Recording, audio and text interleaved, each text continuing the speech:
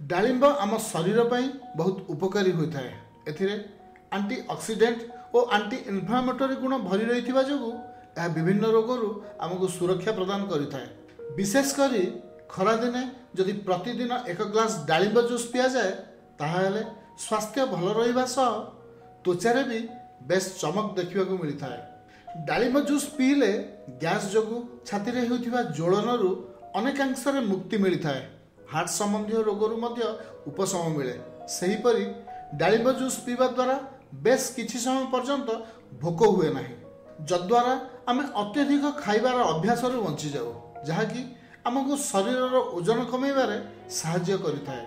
अन्य पक्षरे प्रतिदिन डालिंब जूस पीवा द्वारा कैंसर हेबार आशंका अपेक्षाकृत कम रही है बोली डाक्तर माने निजर मत पोषण करथांती। जेहेतु डालिंबर विटामिन सी किछि मात्रा रही है तेणु यार जूस पीवा द्वारा त्वचारे थिबा डार्क स्पॉट कमी थाए। सनबर्न रु भी यह रक्षा करी त्वचा को उज्जवल करिथाए। सबुठु बड़ कथा हला नियमित डालिंब जूस पीले शरीर में रोग प्रतिरोधक क्षमता वृद्धि पाई शरीर को सुस्थ रखिबार साहाय्य करिथाए।